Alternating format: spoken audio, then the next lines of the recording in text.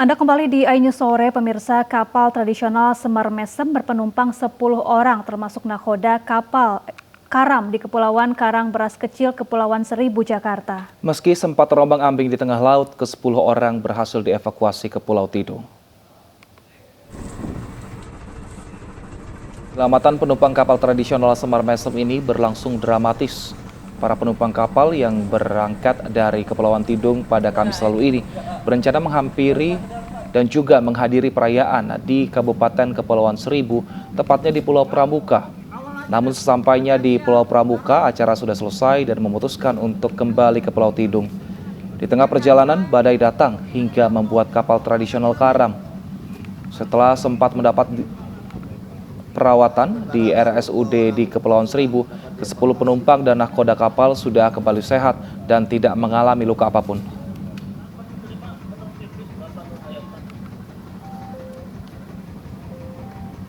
Pada hari Kamis, tanggal 10 November 2022, sekitar pukul 4 subuh, kapal tradisional KM Semar Mesem ditumpangi 10 orang termasuk nahkoda dari Pulau Pramuka menuju Pulau Tidung.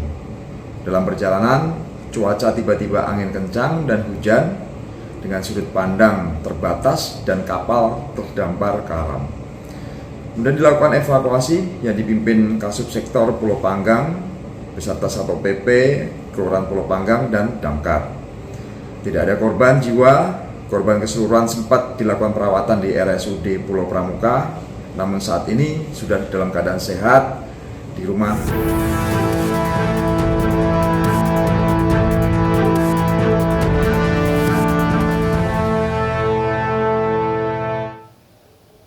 Kapolri Jenderal Listio Sigit Prabowo terus memastikan pengamanan jelang puncak KTT G20 di Bali.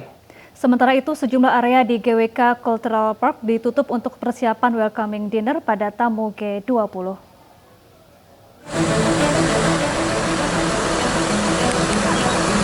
Kapolri Jenderal Listio Sigit Prabowo pastikan penguatan pengamanan jelang puncak konferensi tingkat tinggi KTT G20 Bali. Dalam pengamanan KTT G20, Polri berkoordinasi dengan TNI mengerahkan setidaknya 18.000 personel. Polri juga telah melaksanakan deteksi awal terkait dengan pengawasan daftar orang dicurigai, DPO, hingga catatan Densus 88 anti-teror Polri. Untuk melaksanakan deteksi awal terkait dengan pengawasan ya, khususnya terkait dengan daftar-daftar yang kita curigai, DPO, dan kemudian catatan-catatan yang ada di dalam catatan Densus. Kita melakukan berbagai macam simulasi, khususnya pada saat ada rute delegasi yang akan lewat dan kemudian ada kendala, maka langkah yang harus kita lakukan apa. Kemudian apabila ada unjuk rasa, mulai dari yang kecil sampai dengan yang besar, langkah-langkah yang harus kita lakukan apa, termasuk juga terkait apabila ada ancaman-ancaman yang tentunya tidak kita inginkan, namun kita juga harus siap. Sementara itu, sejumlah area di tempat wisata GWK Cultural Park telah disteril dari wisatawan. Salah satunya adalah Lotus Pond yang akan menjadi lokasi jamuan malam bagi para kepala negara, pejabat, dan delegasi G20. Tim Liputan iNews melaporkan. Ya, untuk mengetahui informasi terbaru dari KTT G20 di Bali, sudah ada Nadia Valeri di sana. Selamat sore, Valeri. Seperti apa persiapan KTT G20 di lokasi saat ini? Ya, selamat sore Wilson, Syafa, dan juga pemirsa. Saat ini persiapan jelang konferensi tingkat tinggi G20 yang puncaknya akan diselenggarakan pada 15 hingga 16 November 2022 mendatang. Ini terus dimaksimalkan terutama menjelang kehadiran para delegasi yang diperkirakan akan tiba di Indonesia pada Minggu 13 November hingga Senin 14 November 2022 mendatang. Adapun untuk delegasi yang hadir pada KTT G20 ini sudah dikonfirmasi akan ada 36 kepala negara dan juga tamu undangan dari total 41 tamu undangan, termasuk diantaranya Presiden Amerika Serikat Joe Biden dan juga Presiden China Xi Jinping. Selain itu juga dalam KTT G20 tahun ini diperkirakan akan ada lebih dari 3.000 delegasi yang hadir. Dan berikut pernyataan pers dari Menteri Maritim dan Investasi Luhut Binsar Panjaitan di Nusa Dua Bali sore tadi. Persiapan kita saya pikir kita sudah 100%. Saya juga baru seharian di keliling meriksa semua. Ini semua akibat atau hasil dari kerja keras dari tim untuk mensukseskan tingkat tinggi KTT G20 ini. Mulai besok tanggal 13 November kita semua sudah mulai bekerja penuh dan semua prosesi KTT G20 akan mulai. Beberapa kepala negara dan delegasi akan mulai hadir dan berdatangan ke Indonesia dengan mengusung prinsip inklusivitas, dan G20 akan melibatkan lebih dari 3.443 delegasi dan 17 head of state. Ya, Syafai Wilson, meski 36 kepala negara dan juga tamu undangan dipastikan hadir, 5 kepala negara dan juga tamu undangan ini dipastikan tidak akan hadir pada G20, KTT G20 tahun ini, diantaranya yakni merupakan Presiden Rusia Vladimir Putin yang akan diwakili oleh Menteri Luar Negeri, kemudian juga Presiden Brazil dan juga Presiden Meksiko yang dipastikan tidak hadir, kemudian juga 2 tamu undangan lainnya yang sudah mengirimkan surat terkait dengan ketidakhadiran, diantaranya ini merupakan Presiden Ukraina Zelensky yang akan mengikuti partisipasi secara virtual dan juga perwakilan dari pemerintah Fiji yang akan mengikuti ataupun mengirimkan utusan khusus. Untuk menjelang puncak dari KTT G20 mendatang ini akan dilakukan pengamanan secara cukup ketat, di mana untuk teknologi dari face recognition ataupun sistem pengenalan wajah juga sudah diaktifkan di titik bandara dan juga pelabuhan, dan sebanyak 18.000 personel gabungan juga sudah disiagakan untuk keamanan selama perhelatan KTT G20 dan juga selama kedatangan serta kepulangan para delegasi. Ya, Wilson, Syafa. Nadia Valerie melaporkan dari Nusa Dua Bali. Terima kasih, selamat bertugas kembali dan jaga kesehatan.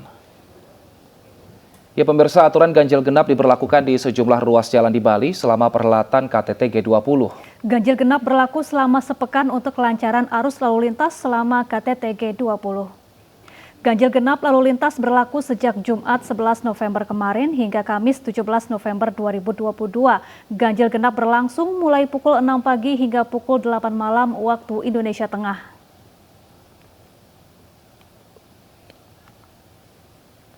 Ada 10 ruas jalan yang terdampak ganjil genap. Ganjil genap bertujuan untuk kelancaran lalu lintas selama kegiatan akbar di pertemuan pemimpin dunia selama berlangsung. Selain ganjil genap pemirsa, pengamanan di berbagai wilayah di Bali juga diperketat. Kita lihat pemirsa, inilah beberapa ruas jalan yang diberlakukan ganjil genap selama acara KTT G20 berlangsung.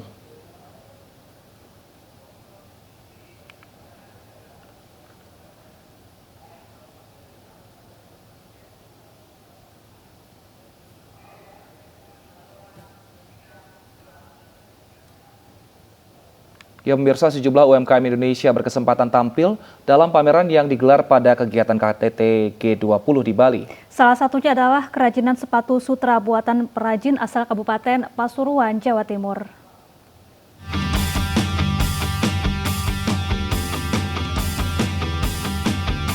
Deretan sepatu sutra ini tampil dalam pameran yang digelar pada kegiatan KTT G20 di Bali pada 15-16 November 2022. Produk yang dinilai ramah lingkungan ini merupakan hasil karya para pengrajin UMKM Koperasi Kupu Sutra asal Desa Sentul, Kecamatan Purwodadi, Kabupaten Pasuruan, Jawa Timur.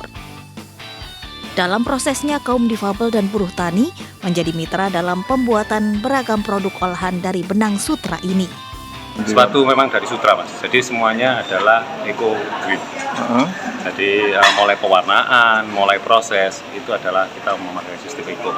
Jadi tidak memakai bahan kimia. Yang menarik bukan soal bahannya, tapi bahannya ini juga dipersiapkan dan diproduksi oleh IKM dan petani-petani yang sudah dilatih. Ya. Sehingga ini betul-betul asli produk Kabupaten Pasuruan.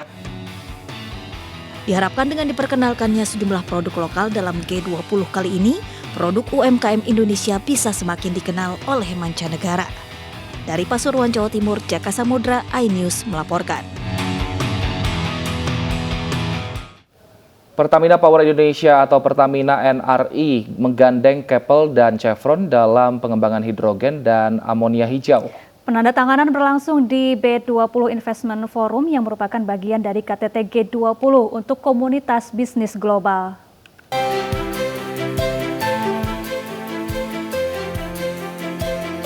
Pertamina Power Indonesia atau Pertamina NRE bersama Keppel Infrastructure dan Chevron Corporation menandatangani Joint Study Agreement atau JSA untuk mengeksplorasi proyek pengembangan hidrogen dan amonia hijau dengan menggunakan energi terbarukan. Proyek ini nantinya akan berlokasi di Sumatera, Indonesia. Penandatanganan JSA disaksikan langsung oleh Menteri Koordinator Bidang Kemaritiman dan Investasi Luhut Binsar Panjaitan.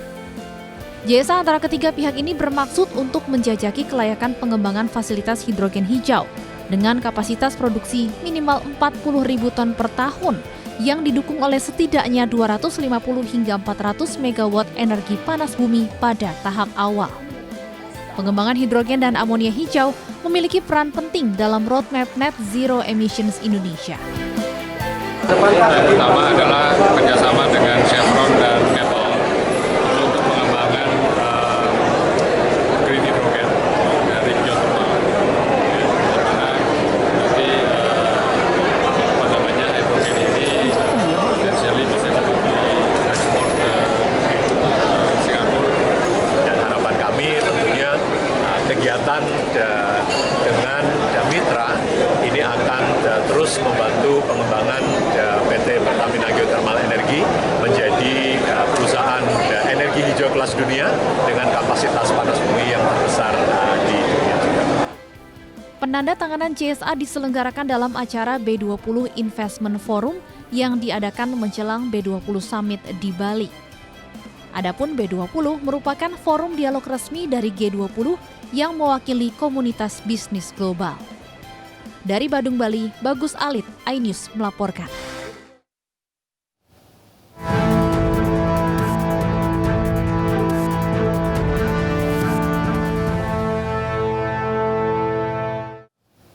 Enam rumah semi permanen di permukiman padat penduduk Jalan Karet Pasar Baru Tanah Abang, Jakarta Pusat terbakar.